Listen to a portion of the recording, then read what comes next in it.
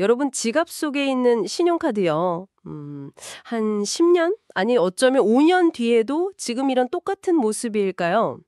전 세계 무담보 신용시장 규모가 뭐 1조 달러가 넘는다고 하죠. 어마어마한 규모인데, 근데 이 거대한 시장이 스테이블 코인이라는 기술 때문에 근본적인 변화를 맞을 수도 있다. 이런 이야기가 나오고 있습니다.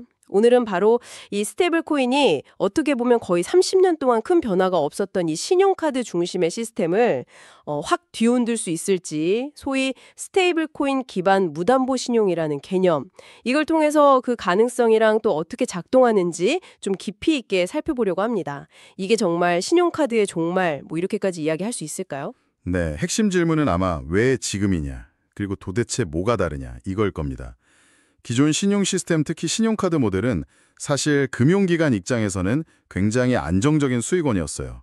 근데 반대로 소비자 입장에서는 정보가 좀 비대칭적이라거나 구조가 너무 복잡해서 약간 불리함을 감수해야 하는 그런 면이 분명히 있었죠. 괜히 뭐 살찐 양, 팻램 이런 비유가 나온 게 아니거든요. 아, 살찐 양이라 듣고 보니까 진짜 소비자들이 그 편리함의 대가로 뭔가 보이지 않는 비용을 내고 있었을 수도 있겠다 싶네요. 뭐 당장 편리하게 빚을 낼 수 있다는 장점은 있지만 그 뒤에 숨겨진 어떤 복잡한 금리 구조라든가 아니면 또 느린 정산 과정 같은 것들 말이죠. 맞습니다. 특히 미국 신용카드 시장만 봐도 규모가 1조 2,100억 달러. 엄청나잖아요. 근데 이게 1990년대 캐피털원이라는 회사가 리스크 기반 가격 책정 모델, 이걸 도입한 이후에 거의 뭐 30년 가까이 본질적인 혁신은 없었다 이렇게 평가를 받아요. 물론 뭐 네오뱅크나 핀테크 기업들이 나와서 사용자 경험 같은 건 많이 개선했죠. 앱도 예뻐지고 쓰기 편해지고.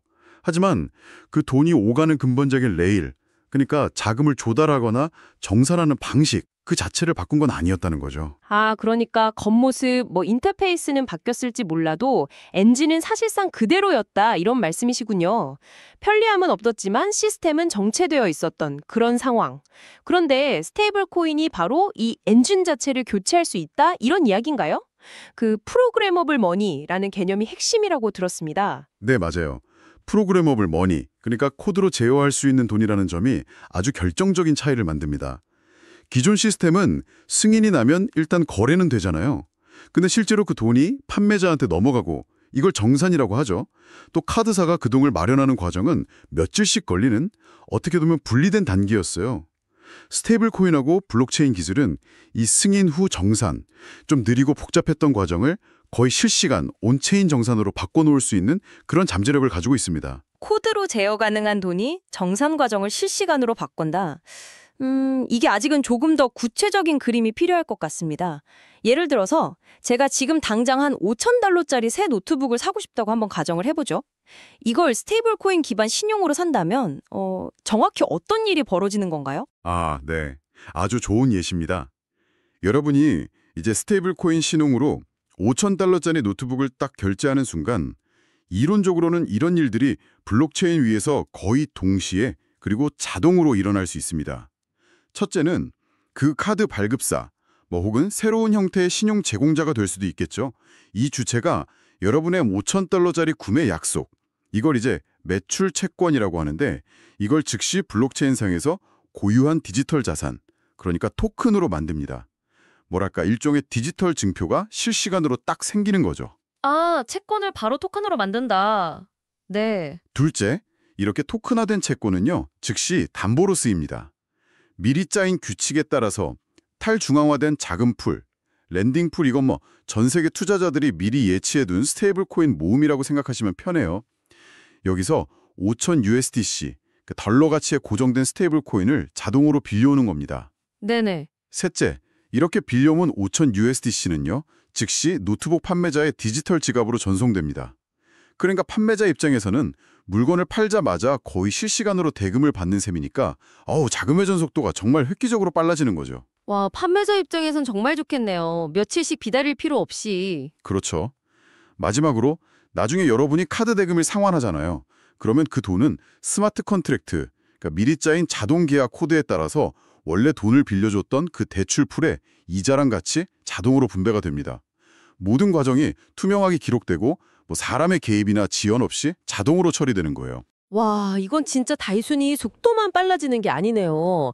보니까 승인, 자금 조달, 정산, 그리고 나중에 상환까지 이 모든 단계가 그냥 하나로 쭉 엮여서 거의 실시간으로 그것도 투명하게 처리된다는 거잖아요.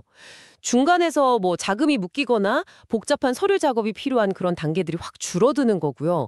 실시간 유동성이라는 말이 정말 확 와닿는데요. 네, 바로 그 점이 기존 방식하고의 아주 근본적인 차이점입니다. 기존에는 카드사들이 수많은 사용자들의 카드 빚, 그러니까 매출 채권을 이렇게 모으고 묶어서 자산 유동화 증권, 에비스라는 파생 상품 같은 걸 만들었어요. 그리고 이걸 기관 투자자들한테 판매해서 자금을 조달했죠. 근데 이 과정 자체가 상당히 좀 복잡하고 시간도 오래 걸리고 또 중간 비용도 꽤 많이 발생했거든요. 아, ABS. 네, 들어본 것 같습니다. 복잡했군요. 그렇죠. 하지만 스테이블 코인 모델에서는 그럴 필요가 거의 없어지는 거죠.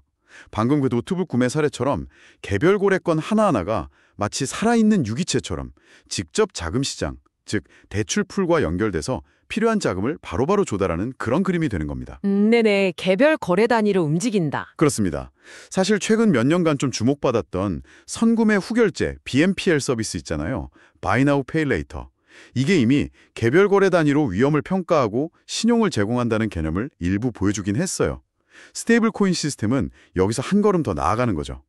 예를 들어 뭐 신발 한 켤레를 사든 비행기표를 예약하든 각각의 거래건마다 실시간으로 리스크를 평가하고 거기에 맞는 최적의 금리로 다양한 대출 풀에서 즉시 자금을 조달하는 구조. 이게 가능해질 수 있다는 겁니다. 와, 이거 완전 레고 블럭 조립하는 것 같은 느낌인데요. 그러면 엄청 다양한 조건이나 리스크 수준을 가진 그런 대출풀들이 막 생겨날 수도 있겠네요. 예를 들면 뭐 단기 소액 가전제품 구매 전용 풀이라든지 아니면 여행자금 우대풀, 프리랜서 소득 증빙 기반 풀 뭐 이런 식으로요. 자금 조달 시장 자체가 훨씬 더 세분화되고 유연해지는 거네요. 네, 정확한 비유십니다. 정말 레고 블록처럼요. 리스크 선호도나 뭐 고객 그룹, 자금 용도, 만기 이런 거에 따라서 무수히 많은 맞춤형 대출풀이 온체인상에서 실시간으로 경쟁하면서 형성될 수 있어요. 이건 단순히 자금 조달의 효율성을 극대화할 뿐만 아니라 과거처럼 그냥 모든 리스크를 한데 뭉뚱그려서 관리하던 방식에서 벗어나서 훨씬 더 정교한 리스크 관리를 가능하게 합니다. 투자자들도 투명하게 공개된 풀의 조건이나 성과를 보고 내가 어디에 자금을 공급할지 스스로 결정할 수 있게 되고요. 근데 이렇게 혁신적인 시스템이 제대로 돌아가려면 뭔가 기존과는 완전히 다른 새로운 금융 인프라가 필요할 것 같다는 생각이 드는데요. 그냥 스테이블 코인 기술만 있다고 해서 모든 게 저절로 해결되지는 않을 것 같거든요. 어떤 요소들이 좀 필요할까요? 네, 그래서 온체인 신용 스택이라는 개념이 중요해집니다. 말 그대로 블록체인 위에서 이런 신용 거래가 원활하게 이루어지도록 지원하는 어떤 기술과 제도의 묶음, 뭐 이 정도로 생각하시면 되는데요. 몇 가지 핵심적인 구성 요소가 필요합니다. 온체인 신용 스택. 네. 중앙화된 기관이 독점적으로 평가하는 방식에서 좀 벗어나야 해요. 예를 들어 블록체인 기반의 DID, 그러니까 개인이 자기 데이터를 직접 통제하고 증명하는 탈중앙화 신원증명 시스템이라든지 아니면 그 사람의 온체인 활동 기록, 뭐 소셜 평판 이런 것들을 종합적으로 활용하는 새로운 평가 모델이 필요하다는 거죠. 이건 단순히 금융 이력뿐만 아니라 훨씬 더 다양한 측면에서 개인의 신뢰도를 평가할 가능성을 열어줍니다. 아, 단순히 빚 갚는 능력만 보는 게 아니라 네. 둘째는 대출 상품 자체, 그러니까 자금을 모으는 주체, 랜딩풀이나 아니면 신용을 제공하는 주체를 평가하는 시스템이 필요합니다. 기존 금융시장에 뭐 무디스나 S&P 같은 신용평가사들이 있잖아요. 그것처럼 온체인상의 다양한 대출풀이나 프로토콜의 안정성, 리스크 수준 이런 것들을 전문적으로 분석하고 등급을 매기는 뭐 디파이 신용평가기관, 디파이 레이팅 에이전시스 같은 역할이 필요해질 거라는 거죠. 투자자들이 좀 정보를 바탕으로 합리적인 결정을 내릴 수 있도록 도와줘야 하니까요. 풀 자체도 평가를 받아야 한다. 마지막으로는 상환 및 추심 메커니즘의 정립입니다. 스마트 컨트랙트를 통해서 대출 상환은 최대한 자동화되겠지만 만약에 뭐 채무 불이행이 발생했을 경우에요. 그럴 때 온체인상의 담보를 청산한다거나 혹은 기존의 법률 시스템과 연동해서 채권을 회수할 수 있는 그런 제도적, 기술적 장치가 마련되어야 합니다. 결국 이 온체인에서의 금융활동이 현실 세계의 법적 효력과 연결되는 지점이 반드시 필요하다는 거죠. 아, 듣고 보니까 이게 단순히 기술적인 문제를 넘어서는 거네요. 신원 확인, 리스크 평가, 또 법적 집행까지 기존 금융 시스템의 핵심 기능들을 블록체인 환경에 맞게 완전히 재구성하는 작업이군요. 누가 언제 어디서 얼마를 빌리고 또 어떻게 갚는지에 대한 정보가 투명하게 기록되고 관리되면서도 동시에 프라이버시 문제나 법적인 문제는 또 어떻게 해결할 것인가. 이게 아주 중요한 과제가 되겠네요. 말씀하신 대로 온체인이랑 오프체인이 아주 매끄럽게 연결되어야 할 것 같고요. 맞습니다. 궁극적으로는 스테이블 코인을 매개로 해서 결제, 대출, 투자가 마치 그냥 하나의 유기체처럼 통합되어서 작동하는 완전히 새로운 형태의 열린 금융 인프라, 오픈 파이낸셜 인프라스트럭처로 나아갈 수 있다고 봅니다.